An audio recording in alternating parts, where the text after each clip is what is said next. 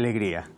Cada encuentro produce alegría en nuestro corazón, porque al abrir la palabra de Dios, nuestro corazón se llena de esperanza.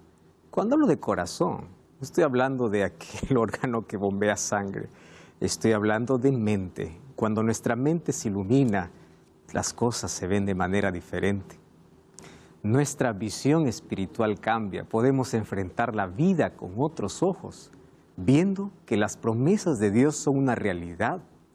Y cuando confiamos en esas promesas, entonces tenemos fortaleza en los momentos más difíciles de la vida. Bienvenido a un programa más de Biblia Fácil. Me encanta saber de que estás allí del otro lado, como siempre esperando este programa de estudio bíblico. Y estamos hablando sobre una temática muy especial, lo que Jesús hizo y lo que Jesús hace en nuestro favor. Por eso, quiero que tomes lápiz y papel, puedas tomar tu Biblia y vamos al estudio de la Palabra de Dios. Como siempre, estoy aquí con 6 participantes, 6 jóvenes que dejaron sus actividades diarias para poder participar de este programa.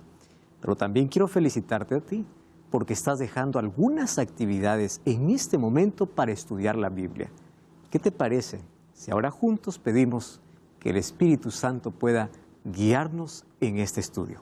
Y antes de hacer la oración, yo te quiero invitar que puedas ingresar a nuestro sitio web, estudielabiblia.com. Allí tú puedas elegir un curso bíblico para estudiar. Hay una diversidad de estudios bíblicos, pero también te recomiendo ingresar a estudielabiblia.com para poder acompañar un DVD que fue grabado directamente en Israel sobre el santuario. Ingresa allí. Allí espero encontrar tu nombre, estudielabiblia.com. Y si quieres participar de este programa de manera presencial, aquí aparece una dirección en tu pantalla al cual puedes ingresar. Vamos a hacer una selección y quién sabe, tú seas el próximo participante de Biblia Fácil. Vamos a orar. Querido Dios, estamos listos para poder abrir tu palabra y queremos que nuestro corazón pueda ser iluminado con aquella luz celestial. Que tu Santo Espíritu pueda guiarnos a la comprensión de la verdad. Y no solamente podamos comprender tu amor, también podamos aceptarlo. Ayúdanos a comprender la labor que estás realizando en este momento en nuestro favor desde el santuario. Danos tu bendición, guíanos en este estudio, en el nombre de Jesús. Amén. Muy bien, mis amigos, vamos a abrir la Biblia, ese es nuestro objetivo. Ya oramos y ahora nuestro estudio será el santuario, un lugar de purificación.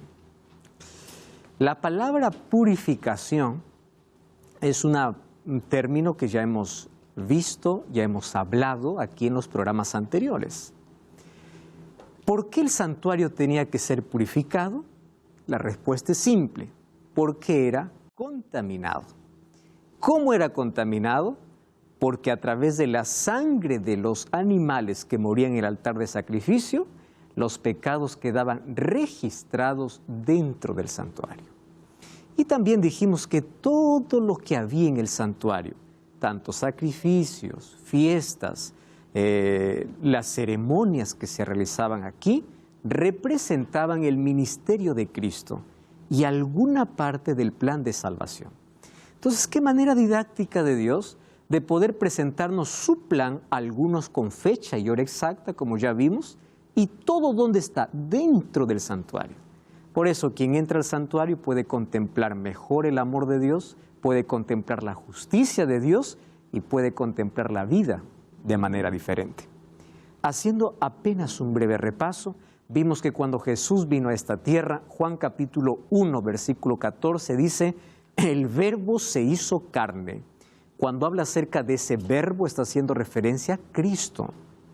Y es interesante cómo Juan comienza su libro no hablando sobre el nacimiento de Jesús. Comienza diciendo que Jesús es Dios.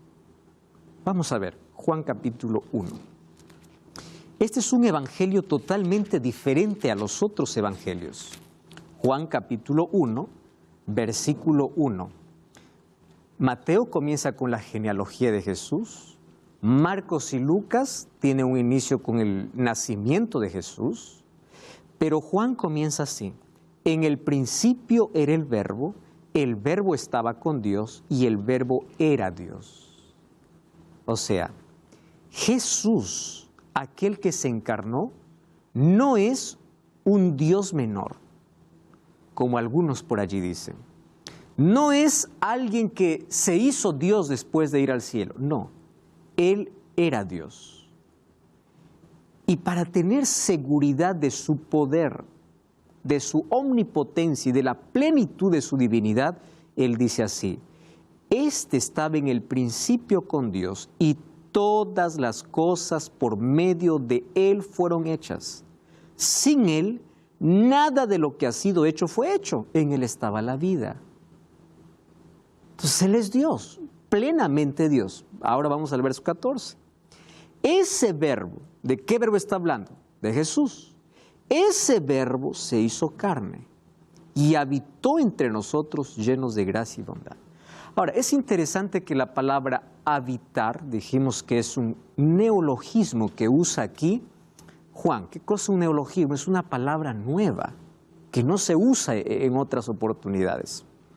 Y esa palabra viene del griego eskenosen, que deriva de la raíz eskené, que significa carpa. ¿Y dónde se colocaban las carpas? En el campamento. Entonces Jesús, cuando vino y se encarnó, se hizo hombre para salvar al hombre. Él vino al campamento del santuario. Luego, a los 30 años, ingresó por la puerta del santuario, ahora ya de manera simbólica, para poder cumplir las funciones del santuario. A los 30 años, ¿a dónde vino? A la fuente de agua, representado por el bautismo. Y allí nos encontramos con un problema que yo quedé resolver justamente en este programa. ¿Por qué Jesús se bautizó a los 30 años cuando era el año 27, el que figura su bautismo? Parece que hay una discordancia en los tiempos, ¿no?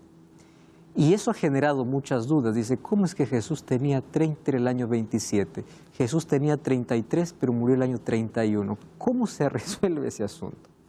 Vamos a Lucas capítulo 1. ¿Está bien? Vamos a ver que la Biblia puede ayudarnos a resolver las preguntas que tenemos. Lucas capítulo 1. Y nosotros capítulo 3. Vamos a leer el versículo 1. Lucas 3, 1. Diego, ¿puedes leer el texto, por favor? En el año 15 del gobierno de Tiberio César, siendo Poncio Pilato gobernador de Judea, Herodes tetrarca de Galilea, su hermano Felipe tetrarca de Judea, de Tetraconite, y Lisanías tetrarca de Abilinia. Aquí está hablando quienes gobernaban en el 15º año o del imperio de Tiberio César. ¿Qué sucede en el 15º año de este imperio? Vamos al versículo 21. Aconteció que cuando todo el pueblo se bautizaba, también Jesús fue bautizado. ¿Qué cosa es lo que me llama la atención de cómo Lucas describe? Aquí nos describe la fecha en el cual Jesús fue bautizado. Entonces, en ese año vino Jesús a ser bautizado. ¿Cuándo fue? La fecha la encontramos en el año 15º del imperio de Tiberio César, que era el emperador romano. Y aquí vamos a resolver ese asunto. Resulta que del calendario judío al calendario romano, la diferencia que había es que el calendario romano se contaba tomando como base la fundación de Roma. ¿Correcto? Entonces, en el siglo XII aparece un monje llamado Dionisio. Y Dionisio es aquel que divide la historia tomando como referencia a Cristo, como antes y después de Cristo. Eso viene recién a partir del siglo XII. ¿Y qué cosa hace Dionisio? Dionisio hace los cálculos para ver cuándo nació Jesús. Y él, al hacer los cálculos, dice así: Jesús nació en el año 753 de la fundación de Roma. Y al año 753 le colocó el año 0, como para poder dividir la historia antes de Cristo y después de Cristo. Solo que Dionisio cometió un error. Cuando Dionisio colocó para Jesús el año 0, Jesús ya tenía por lo menos 3 años de edad. Y es por eso que viene la discordancia en las fechas. La profecía continúa con su exactitud y cuando no nos cuadra, ¿cómo es que la profecía del año 27? Y aquí, cuando nosotros vamos a los registros del Imperio Romano, el 15º año de Tiberio César no era el año 30, era el año 27. Entonces la profecía sigue con exactitud. El problema fue que cuando se colocó la división de antes de Cristo y después de Cristo, allí cometieron un error al colocar el año 0 cuando Cristo ya había nacido. Por eso viene esa discordancia. ¿Correcto? Entonces Jesús se bautiza a los 30 años y es en el 15º año de Tiberio César. El 15º año de Tiberio César, el emperador romano, sería el año 27 ya de nuestra era. Muy bien, y nosotros por eso vemos que el año 31 Jesús muere. Pero ¿cuántos años debería tener aquí Jesús? 31 años, ¿verdad? Pero no tiene 31. ¿Cuánto tiene? 33 años. Entonces por eso es que existe esa discordancia en las fechas. Dionisio se cometió un error allí al poder calcular el nacimiento de Jesús. Es por eso que viene ese problema. Bueno, después que Jesús murió, Él no quedó en la tumba, Él resucitó y allí encontramos que en el libro de Hechos dice que el Espíritu Santo descendió y cuando el Espíritu Santo descendió, el apóstol Pedro dice: esta es la promesa que Jesús nos dijo cuando estaba con nosotros. ¿Qué promesa? Que el Espíritu Santo descendería. Y según Juan 7:39, el Espíritu Santo descendería solamente cuando Jesús sería entronizado. Esa entronización es conocida como la primera fase del ministerio de Cristo. ¿Cuál es la primera fase? Jesús entrando al santuario para ser nuestro sacerdote. Presten atención, mucha atención a este asunto. Cuando el sacerdote recibía aquí la sangre, aquí no terminaba el sacrificio. Cuando una persona era realmente perdonada, no solamente cuando la sangre se derramaba, la persona era perdonada cuando la sangre entraba al santuario. Entonces, cuando Cristo vino a esta tierra, no solamente murió, Él tenía que aplicar su sacrificio a favor de la humanidad.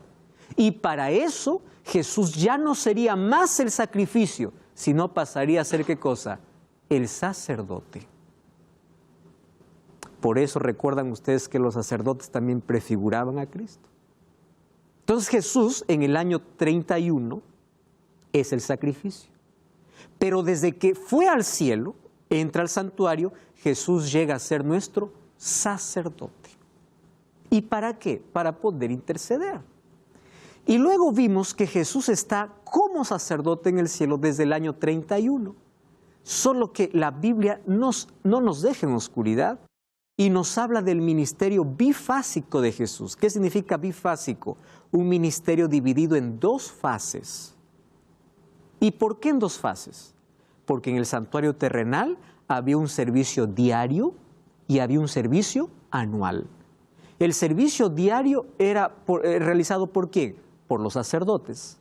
Y el servicio anual, ¿por quién era realizado? Por el sumo sacerdote. El servicio diario era de manera ininterrumpida todos los días. ¿Y el servicio anual cuándo era? Una sola vez al año. ¿Recuerdan la fecha? 10º día del 7º mes. ¿Cómo se llama el 7º mes en hebreo? Tishri. Tishri traducido para nuestro calendario, ¿cuál sería? Octubre.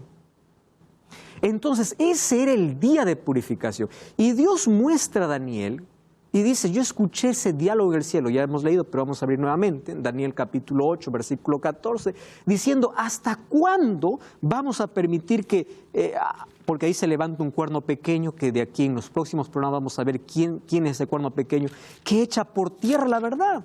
Es un poder religioso, dice, ¿hasta cuándo va a perseguir? ¿Hasta cuándo? El versículo 13 dice, oí hablar a un santo y a otro de los santos preguntó, ¿hasta cuándo durará la visión del sacrificio continuo, la prevaricación asoladora, la entrega del santuario y el ejército para ser pisoteados? Y él me dijo, hasta 2300 tardes y mañanas, luego el santuario será purificado. ¿De qué santuario está hablando? ¿Del santuario terrenal? No. ¿Por qué razón? Porque si nosotros comenzamos con la interpretación de que una tarde y una mañana equivale a un día, según Génesis, y un día en profecía equivale a un año, si nosotros sumamos desde el año 605 o desde el año 600, cuando Daniel comienza a escribir su libro, más 2300 años, no llega para el ministerio de Jesús, o no llega para el santuario terrenal, pasa. Además, recordemos, ya leímos esto en el programa anterior, que el ángel le dice que esta es una profecía para el tiempo del fin. No es para sus días. Entonces él queda allí perturbado. Dice, yo perdí el apetito. Y ustedes saben que el capítulo 9, Daniel hace una oración con ayuno. Y le dice, Señor, por favor, dime de qué se trata esta visión. Y él empieza a confesar su pecado, los pecados del pueblo, empieza a reclamar a Dios la promesa, que es hora de volver, porque su mente estaba que el santuario que iba a ser purificado, ¿cuál era? El santuario terrenal. Sin embargo, viene Gabriel y en el versículo 24 dice, espera Daniel, yo he venido para enseñarte la visión. Préstame atención, le dice. 70 semanas están cortadas para tu pueblo. Si tú estás preocupado por tu pueblo, te voy a enseñar esa parte. ¿De dónde fue cortadas estas 70 semanas? De las 2300 tardes y mañanas. El capítulo 8 y el capítulo 9 tienen una conexión directa, porque trata de la misma visión, y el capítulo 9 es la explicación de la visión. Pero allí nos explica cuándo comenzaría eso. ¿Cuándo comenzaría? Con la orden para reconstruir los muros de Jerusalén. Pero hubieron 4 órdenes. Orden de Darío, orden de Ciro o orden de Artajerjes. ¿Cuál es la orden? Ahí tenemos que ver. Las 2 primeras órdenes tuvieron que ver con la reconstrucción del templo, no con la reconstrucción de la ciudad. La última orden tiene que ver con la reconstrucción de la ciudad. ¿Cuál es la última orden? La orden que da el rey Artajerjes. En Esdras 7 encontramos que es él que da la orden, y cuando vamos a los registros de historia encontramos que el año que Artajerjes da la orden es el año 457. Entonces desde allí partiría la profecía más larga de la historia, de los 2300 años, de los cuales 490 son cortados ¿para qué? Para el pueblo judío. Pero dentro de esas 70 semanas, ¿qué cosa estaba? El ministerio de Cristo. ¿Cuál es la relevancia de los 2300 años? Es que en los 2300 tardes y mañanas está, escuchen aquí, 1, el sacrificio de Cristo, y número 2, el sacerdocio de Cristo. Las 2 cosas están en esta profecía, el sacrificio y el sacerdocio. Muy bien, el sacrificio de Jesús aconteció en las primeras 70 semanas, porque a la mitad de semana dice, hace cesar los sacrificios. Jesús con su muerte cesó todo el sistema de sacrificios, ese camino de sacrificios, de sangre que comenzó en el Edén, en la cruz acabó. Es más, allí fueron clavadas algunas leyes. El apóstol Pablo siempre habla de aquellas leyes ceremoniales. Recuerdan que habían leyes ceremoniales, habían sábados ceremoniales. Pero hay muchas personas que confunden las leyes ceremoniales con la ley que Dios escribió. Hay gente que confunde el sábado semanal con el sábado ritual. Entonces tenemos que ver con detalles el asunto del santuario. ¿Qué sucede? Entonces, si nosotros tenemos la fecha de comienzo, es fácil llegar al final. Si 70 semanas era para el pueblo de Israel, que son 490 años, entonces solamente tenemos que sumar, ¿verdad? 2.300 menos 490, ¿cuánto nos da? 1.810. 1.810 años faltaría para que Jesús comience a purificar el santuario, porque dice que el santuario será purificado. ¿Y cómo llegamos a la fecha exacta? Es simple. ¿Cuándo acabaron los 490 años? En el año 34. 34 más 1.810, 1.844. Por eso es que se levanta un movimiento cuando empieza a haber grandes señales que ocurren en el mundo y dice, alguna cosa está sucediendo. Y cuando llegan a Daniel 8:14 dice, Jesús va a venir a la tierra. Pero Jesús no vino a la tierra. Lo que Jesús hizo es asumir una nueva función en el cielo. ¿Qué función? Sumo sacerdotal. Pero ¿qué cosa era el día en sí de purificación? Era un día de juicio. Entonces, en 1844 Jesús comienza una obra de juicio. Continúa siendo nuestro intercesor, pero también comienza la obra de juicio. Por eso es que Apocalipsis 14:6 dice y 7, la hora de su juicio ha llegado. Hablando de ese momento. Muy bien, Hebreos 9:23 dice, es necesario que las figuras de las cosas celestiales sean purificadas. Entonces, ¿cómo es que el cielo va a ser purificado? Ahí el libro de Hebreos, ¿qué cosa dice? Tiene que ser purificado. ¿De qué? ¿Acaso hay pecado en el cielo? No. Así como al santuario entraba los pecados para ser registrados por medio de la sangre, nuestros pecados están siendo registrados en el cielo, pero ya no en un velo. Aquí está la diferencia. ¿Saben dónde se registran nuestros pecados? En libros, dice la Biblia. Por eso es que hay libro de la vida, vamos a ver en las próximas lecciones, hay libro de la memoria, hay libro de la muerte, porque nuestros nombres pasan por libros. Y allí está registrado nuestras acciones. Entonces ya no se registra ¿dónde? En velo. ¿Dónde se registra? En libros. Y eso es lo que vamos a encontrar a partir del capítulo 7 de Daniel. Entonces, cuando Apocalipsis 14:6 y 7 dice, la hora de su juicio ha llegado, ese mensaje de ese primer ángel está haciendo referencia ¿a qué? A la hora en la cual Jesús ahora asume una nueva función. Amigos, este no es un mensaje popular. Este es un estudio de profecías. Ahora, ¿saben? El interés del diablo es que nadie puede entender que Cristo hoy está realizando un juicio. Y quita los ojos de Cristo para llevarnos a otro lado. Ese es el problema. Sandy, ¿tienes una pregunta?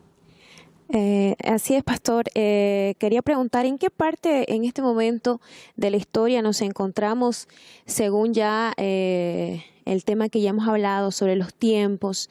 ¿En qué momento de la historia, en este momento, en este siglo, nos encontramos? Y también, ¿cuándo pasaría? Porque también menciona usted de que estamos con el momento donde está en el lugar santo. Santísimo. Sí. Ahora, desde 1844 Jesús asumió una nueva función. En el lugar, exactamente. ¿Cuándo acabaría este proceso? Muy bien. Voy a comenzar por lo último y luego respondo a la primera pregunta. ¿Cuándo va a acabar Jesús su ministerio en el lugar santísimo? Cuando Jesús salga del santuario para venir a la tierra. A eso la Biblia lo llama fin del tiempo de gracia. ¿Qué cosa es fin del tiempo de la gracia? En la Biblia hay referencias cuando la puerta se cierra. Y cuando la puerta se cierra significa que no hay más salvación para nadie. Hoy hay salvación porque Cristo intercede, pero un día la gracia se cerrará. Hay personas que dicen, yo me arrepiento cuando Jesús vuelve. No, el caso de toda la humanidad está decidida cuando Jesús sale del santuario. ¿Y para qué sale? Deja sus vestiduras sumos sacerdotales y ya viene con vestiduras reales, como rey. Entonces, en ese momento vendrá. Ahora, ¿en qué parte de la historia nos encontramos? Nos encontramos, la única profecía y la última que habla sobre fechas exactas es la de los 2300 años. Después de los 2300 años se conoce como el tiempo del fin. Y en ese tiempo del fin hay una espera que no tiene fechas exactas, solo hay eventos que menciona el libro de Apocalipsis. Por ejemplo, la ley dominical, marca de la bestia, sello de Dios, grande conflicto, las 7 plagas que caerán cuando Jesús regrese. Entonces, esos serán los últimos eventos antes de la venida de Jesús. Pero para que Jesús venga, hay todavía una señal más. Mateo 24, 14 dice, el Evangelio será predicado. Y yo quiero aprovechar esto, Sandy. Mira, es interesante. El mundo está viviendo un momento de pandemia. Nunca el mundo estuvo paralizado como hoy. Nunca. La gente estaba corriendo tras sus actividades pensando que este mundo sería eterno. Hasta que viene una enfermedad y nos hace sentar y nos dice, espera, tú no eres eterno, tú eres frágil. Tú puedes morir, tú te puedes acabar. ¿Y sabes qué cosa me sorprende? Que en este periodo de pandemia, aun cuando trajo dolor, aun cuando destruyó vidas, aun cuando puso al mundo en crisis, nunca hubo tanta necesidad por conocer de Dios. Y esta es la evidencia de que el Evangelio hoy cada día está avanzando más, porque Cristo se está aproximando. Cristo está regresando. Y esta señal nos lleva a que cuando el Evangelio sea predicado en todo el mundo, entonces Él vendrá. ¿En qué momento de la historia estamos? En el momento final de la historia. No cambies el canal, estamos de regreso. Estéril FM.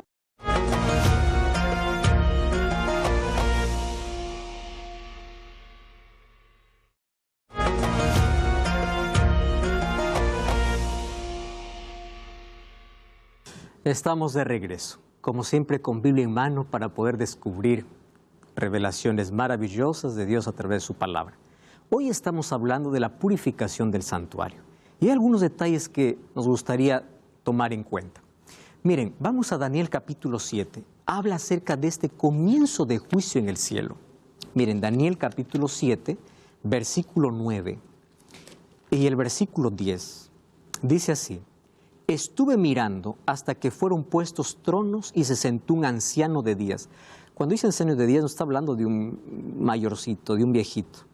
Anciano de días significa majestuosidad, respeto, sabiduría. Su vestido era blanco como la nieve, su pelo como blanca lana, su trono llama de fuego y ardientes las ruedas y fuego ardiente las ruedas del mismo. Un río de fuego procedía y salía delante de él, miles de miles lo servían. ¿De qué está hablando? ¿El santuario eterno o el santuario celestial? Celestial. Ángeles, miles y miles. Ahora, dice, y millones estaban delante de él. ¿Y qué cosa dice? El juez se sentó y los libros fueron abiertos. El tema del juicio es un tema bíblico. Sino que hay personas que no quieren entender o no quieren comprender este asunto. No, Jesús me ama y punto. Él es amor, pero es justicia. Él está juzgando. ¿Y por qué es necesario ese juicio? Ahorita lo vamos a descubrir. Si ustedes, ahora les voy a dar una tarea, en casa leen el capítulo 1 de Apocalipsis. En Apocalipsis capítulo 1 se describe a Cristo igual como se describe en Daniel 7. Cabellos blancos, como blanca lana, su vestido blanco como la nieve. Cristo. Este juez es Cristo que se sienta y los libros fueron abiertos. ¿Para qué? Un juicio demandaba de ciertos elementos. Y eso es lo que está viendo. Y no es en la tierra, en el cielo. Por eso es que es importante entender esta profecía. Ahora miren, Jesús comienza como sumo sacerdote su labor en el cielo cuando se abren los libros. ¿Y qué contienen los libros? Los registros de pecado. ¿Quiénes son los primeros que pasan en ser juzgados? Los creyentes. No se pierdan que el tema del juicio vamos a hablar el próximo tema, netamente sobre el juicio. ¿Cómo es que los creyentes pasan primero? Pero por hoy nos quedamos allí. 1 Pedro 4:17 dice que es necesario que el juicio comience por la casa de Dios. ¿Por qué razón? Hay una razón para eso. ¿Qué sucedió en 1844? Hay algunos que dicen, ustedes están locos al decir que en 1844 Jesús, entonces significa que Jesús ofrece un nuevo sacrificio. No, voy a ser claro aquí. Miren, Jesús no presenta un nuevo sacrificio. Jesús asume una nueva función. Somos salvos por la cruz, es correcto, pero no completo. Me encanta esta expresión, que la anoté aquí. ¿Por qué razón? Porque su obra de salvación y su ministerio continúan. O sea, la obra de Cristo no terminó en la cruz.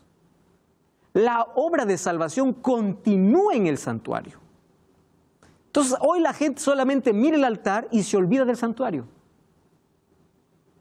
Y ahí está en grave problema, ¿verdad?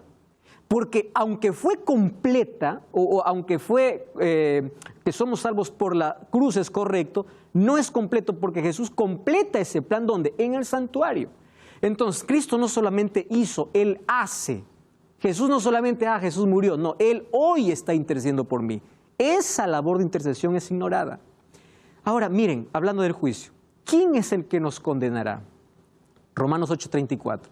Cristo es el que murió, más aún el que también resucitó, el que además está a la diestra de Dios, el que también intercede por nosotros. Miren la pregunta, ¿quién es el que condenará? El mismo que murió. ¿Entienden? Él es el juez.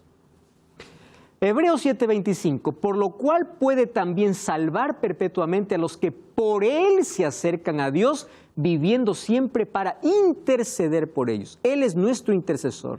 ¿Y a quiénes salvan? A aquellos que por Él se acercan. No dice que se acercan por medio de Pablo, por medio de Juan, por medio de un santo, por medio del sacerdote, por medio de Él. ¿Quién es Él? Cristo. Por eso es que la salvación está en Cristo. Él es el mediador, Él es el salvador, Él es el intercesor, Él es todo. Ahora, Hebreos 4:16 dice, por eso acerquémonos confiadamente al trono de la gracia para alcanzar misericordia. ¿Cuál es ese trono de la gracia? Al santuario. Acerquémonos a ese santuario.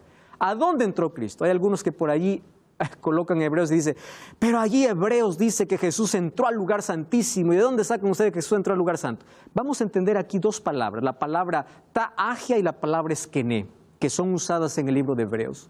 La palabra ta'agia y esquené se refiere no a un lugar del santuario, sino a todo el santuario. Solo que al momento de traducir, algunos lo traducen como santísimo en lugar de traducir santuario. La Biblia dice que Jesús entró al santuario. Vamos a Hebreos, abran su Biblia, Hebreos capítulo 9, versículo 11 y versículo 12. Esto es importante saber porque alguien allí puede cuestionar este texto. 9, 11 y 12. Miren lo que dice. Hebreos capítulo 9, versículo 11 y 12. Pero ya estando presente Cristo como sumo sacerdote de los bienes venideros, por el más amplio y más perfecto tabernáculo, no hecho de manos, es decir, no de esta creación, no por sangre de machos cabríos ni de becerros, entró por su propia sangre una vez, donde dice, en el lugar santísimo. Wow, entonces cuando Jesús fue de frente entró al lugar santísimo. Vamos a leer el versículo 24, poquito más adelante, miren cómo nos aclara el asunto. Porque no entró Cristo donde dice, en el santuario. ¿Me están entendiendo? ¿A dónde Cristo entró? Al santuario. ¿Por qué entonces atrás dice el lugar santísimo? Nosotros tenemos que entender lo siguiente. En Hebreos no es visto el santuario como compartimento, sino como un todo. Y el énfasis que hace Hebreos está en el sacrificio. Jesús no se ofreció muchas veces. No es como el sacerdote entraba y salía todos los días. No, Jesús entró una sola vez. En ese sentido, como entró una sola vez, entró como sumo sacerdote. ¿Pero a dónde entró? Al santuario. Entonces su entrada es comparada al sumo sacerdote que entró una sola vez. Por eso es que dice primero al lugar santísimo, pero luego nos explica que entró ¿a dónde? Al santuario. Ahí entró Jesús. Ahora, el sacrificio no termina en el altar. La sangre tenía que ser llevada al santuario. El sacrificio de Jesús en la cruz no termina allí. Necesita un sacerdote para aplicar su sangre. Esa función, ¿quién lo asume? Cristo. ¿Por qué es necesario un juicio? Yo quiero que esto pueda quedar claro, ¿correcto? Por lo menos hay 3 o 4 razones para que un juicio sea necesario. Número 1, para vindicar el carácter de Dios, porque Satanás lo que hizo es manchar el carácter de Dios ante el universo. Y en el santuario, el universo puede ver cómo Dios trata el pecado y cómo Dios trata al pecador. Entonces, en el universo no va a quedar rastro de duda sobre la difamación que hizo el diablo. Ante la difamación de Satanás, el juicio, ¿qué cosa es? Una vindicación del carácter de Dios. Número 2, hay respuestas claras. ¿Quieres respuestas sobre el carácter de Dios y sobre la rebelión? El juicio lo va a aclarar. Número 3, el sacrificio es perfecto y aplicado solo para quien acepta. Alguien puede decir, ¿por qué salvas a fulano de tal? Él es tan pecador. ¿Por qué ese que parece santo no se salva? Ah, espera, yo voy a resolver tus dudas. Ven aquí. Aquí está registrado no solo lo que hace, también lo que piensa, también lo que es. ¿Me entienden por qué el juicio es necesario para responder tantas dudas? Y otra cosa, el juicio siempre es a favor del creyente fiel. O sea, si uno es fiel a Dios y camina con Dios, el juicio siempre es a tu favor. Porque Cristo se coloca en tu lugar. Elvis, y de allí José. Pastor, mucha gente se pregunta y dice lo siguiente. Hoy en día, yo quiero ser salvo. Yo quiero ir al reino de Dios o yo quiero ir a ser salvo. Entonces, ¿dónde puedo ser salvo? O sea, ¿dónde puedo ir a ser salvo? ¿Cómo puedo hacer En Cristo. hoy en día? En Cristo. Pero, ¿Cómo comienza la salvación? La salvación comienza así, entrando al santuario, de manera figurada. Primero, aceptando a Jesús como mi Salvador, haciendo un compromiso de fe. Por eso dice Jesús, Marcos 16:6, el creyente y fuera bautizado será salvo. Acepto a Jesús, demuestro mi fe, empiezo a comer el pan de vida, que es la palabra de Dios todos los días, empiezo a orar, que es el altar de incienso, empiezo a hacer la luz del mundo por el poder del Espíritu Santo, el Espíritu Santo va transformando mi vida y camino con Dios. Ese es el camino, solo Cristo. Vivo con Cristo y de acuerdo a su voluntad, respetando su voluntad, obedeciendo su ley, porque su ley ¿dónde está? En el lugar santísimo. José. Bueno, pastor, yo tengo una duda grande que, bueno, en los seres humanos hay personas que tienen diferentes tipos de labores, ¿no? Pero creen en Dios. La cosa es que su labor no les deja. Por ejemplo, las personas que trabajan en las minas saben que existe Dios, pero trabajan dentro de la tierra. Y sabemos que ellos adoran al entrar, adoran, como dicen, al tío, ¿no?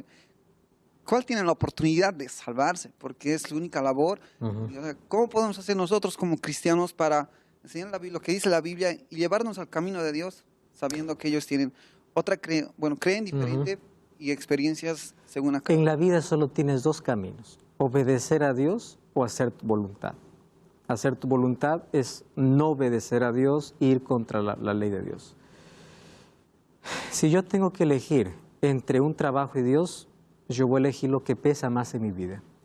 Y hay personas que renuncian a ciertos trabajos, por más cómodos que sean, porque ven que lo más importante es su salvación.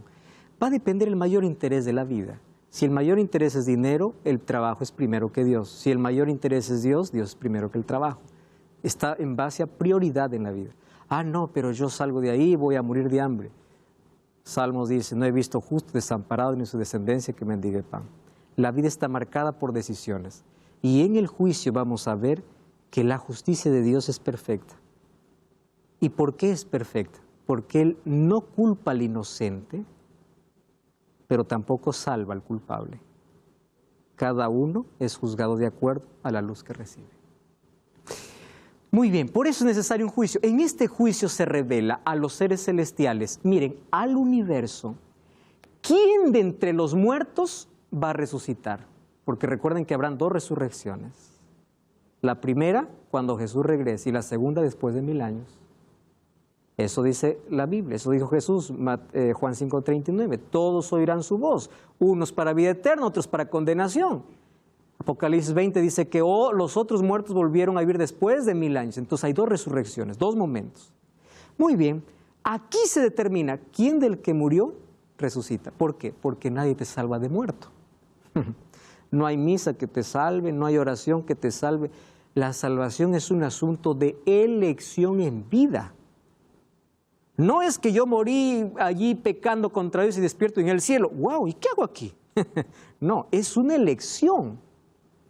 No es que yo estoy aquí gracias a la oración que alguien hizo cuando morí. No, así no funciona el plan de salvación. Aquí el pecador aplicaba o pedía perdón por su pecado. Ahora, presten atención aquí. También, ¿quién entre los vivos está preparado para el reino de los cielos? No todos los que están vivos cuando Jesús regrese van.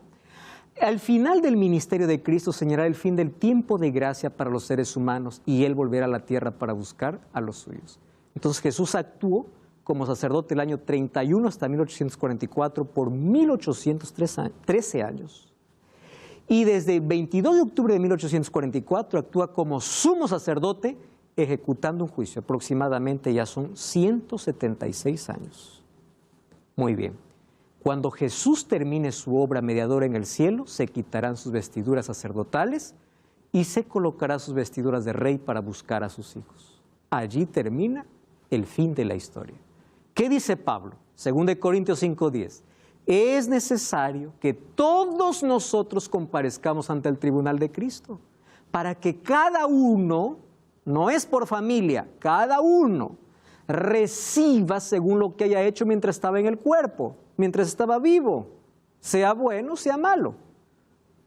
Número 2, ¿quién es el juez? Juan 5:22, el Padre a nadie juzga, sino que el juicio ¿a quién le dio? A su Hijo.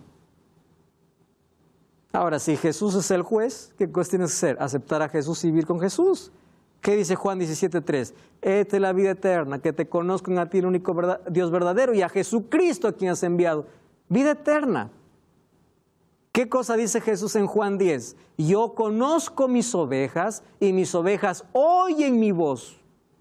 Ellas están familiarizadas conmigo. ¿Cuándo uno puede distinguir perfectamente la voz del otro? Cuando hay convivencia, cuando hay conocimiento. Entonces, cuando el ser humano se relaciona con Dios y pasa por el juicio, no tiene miedo. ¿Por qué razón? Porque Jesús se coloca en lugar del ser humano. Pero cuando el ser humano quiere pasar por el juicio, yo soy bueno, yo no mato, yo no robo, no, yo no quiero de Jesús, pero yo soy perfecto. Espera, tus máximas obras, dice el libro de Isaías, que son como trapos de inmundicia. O sea, nuestras mejores obras no alcanzan ni para abrir la puerta del cielo. Por eso es que en el cielo habrán pecadores que aceptaron la gracia de Dios y fueron transformados por la gracia. Y en el lago de fuego habrá gente tan buena que hizo tantas obras de bien, pero siempre rechazó la gracia, porque al cielo no se llega por obras, se llega por gracia. ¿Y qué cosa es gracia? Vivir con Cristo. Y cuando paso por el juicio, Cristo pasa conmigo, porque Él es mi amigo, Él es mi abogado, Él está a mi lado, Él me defiende. Él aplica su sacrificio a mi favor. Hay un acusador.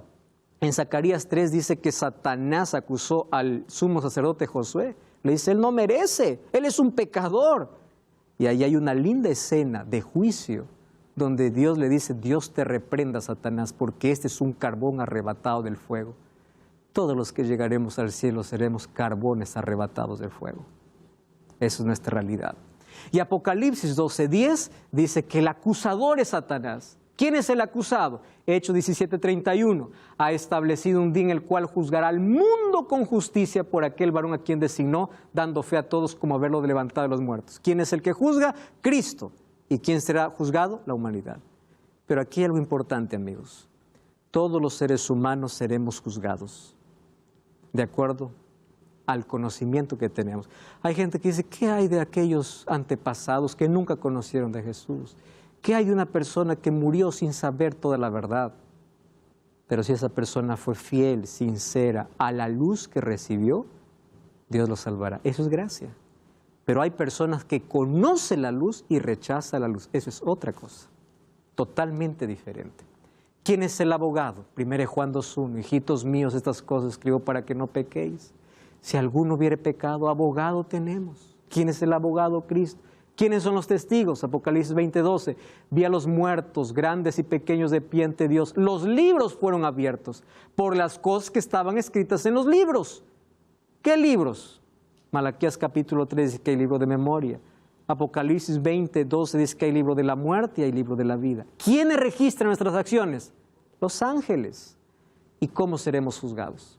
Abran sus Biblias. Santiago capítulo 2, versículo 10 hasta el versículo 12. Miren lo que dice el libro de Santiago, capítulo 2, versículo 10 al versículo 12. Esto es importantísimo, este texto. Dice así: Vamos del versículo 10. Cualquiera que guarde toda la ley, pero ofende en un punto, se hace culpable de todos. El que dijo no cometerás adulterio también ha dicho no matarás. Ahora, si no cometes adulterio, pero matas, ya te has hecho transgresor de la ley. Así hablad y haced como los que habéis de ser juzgados. ¿Qué cosa dice? Por la ley de la libertad. Amigos, ¿dónde dice no cometerás adulterio y no matarás? En la única ley moral que fue escrito por el dedo de Dios, para que Santiago no digan, no, está hablando de otra ley, Jesús vino a volver a la ley. No, dice Santiago. Así como la ley dice, no cometerás adulterio y no matarás, ¿dónde está eso? En Éxodo 20. Por esa ley, dice, seremos juzgados, versículo 12. Hablad y haced como los que deben ser juzgados por la ley de la libertad. Nadie te puede acusar si no hay una ley. Tú puedes pasar todos los semáforos en rojo, si la ley no dijera, en rojo hay que parar. Ustedes saben por qué el diablo odia la ley y por qué ha levantado muchos líderes religiosos diciendo la ley no existe, la ley no sirve. Porque es por esa ley que seremos juzgados. Y acá hay un asunto interesante, la ley no nos salva. Ojo con eso. Quien nos salva es Jesucristo. ¿Y por qué la ley? Es que la ley nunca está en contra de la gracia de Dios. La ley es el reflejo de su carácter. ¿Saben sobre qué está basado la ley? En su amor. Los 4 primeros, amor a Dios. Los 6 últimos, amor al prójimo. ¿Cuál es el fundamento de la ley? El amor. ¿Y qué es el amor? El carácter de Dios. No, Jesús cuando murió clavó esa ley. ¿Qué? Clavó su amor. Si la ley está basada en su amor. Pero también es justicia, porque condena el pecado. Entonces, nosotros somos, la ley será la norma de juicio y algo importante. Somos salvos por la gracia, pero juzgados por obras. ¿Y por qué razón? Porque las obras son la evidencia de la gracia de Dios. Cuando nosotros aceptamos la gracia de Dios transforma la vida. ¿Y cómo transforma la vida? Colocándonos en armonía con su voluntad. ¿Y qué cosa es colocarnos en armonía con su voluntad? Haciéndonos obedientes a su ley. La obediencia es un fruto de la fe. La ley nos salva, somos salvos por Cristo. Pero una persona que es salva por Cristo obedece a Dios sin discutir. ¿Entienden la diferencia? La ley de Dios no es la causa de la salvación. La ley de Dios es la evidencia de que eres salvo por Él. No es la causa. La causa es Cristo. La evidencia es la ley. Por eso somos salvos por gracia y juzgados por la ley. Por eso Salomón dice, el fin de todo el discurso oído es este: teme a Dios y guarda sus mandamientos, porque esto es el todo del hombre. Porque Dios traerá toda obra a juicio. Eso es todo. ¿Qué es temer a Dios? Amar a Dios, reverenciar a Dios, obedecer a Dios. Eso es todo, eso es el todo del hombre. Por eso el juicio no es miedo, es esperanza. Acerquémonos a aquella gracia. La gracia transformadora es la gracia que nos salva. En el tribunal humano, quien confiesa, su pena es reducida. En el tribunal divino, quien confiesa y deja el pecado, alcanza misericordia. Eso es lo que Dios quiere hacer hoy contigo. Y Dios quiere perdonar tus pecados. Confiesa tus pecados allí donde está. Acércate a Cristo. Sabes que la mano de Dios siempre está extendida para salvar. El santuario hoy está abierto porque hay gracia en el cielo. Y hay gracia porque Jesús está intercediendo en nuestro favor. Todos los días son pesadas nuestras acciones. Todos los días pasa nuestro nombre. Déjame hacerte solo una pregunta. Si hoy fuese tu último día, ¿cómo pasarías este juicio? Si tu nombre hoy pasara por ese juicio, ¿estarías aprobado? ¿Estarías salvo? ¿Estarías perdido? Si todavía no has hecho de Jesús tu Salvador, tu abogado intercesor, llegó la hora. Es hora de comenzar una nueva vida al lado de Cristo. Es hora de dejar la duda y la incredulidad. Es hora de comenzar un nuevo camino, un camino de fe que te lleva a la eternidad. Yo quiero orar contigo, pero quiero que tú tomes la decisión hoy de ser fiel a Dios y de vivir con Él. Querido Dios, colocamos nuestra vida en tus manos y queremos que Jesucristo pueda ser el centro de ella. Hoy aceptamos tu verdad, queremos entrar a tu santuario, queremos encontrar perdón, queremos encontrar restauración y queremos aprender a caminar contigo hasta el día final. Danos tu bendición, en el nombre de Jesús. Amén.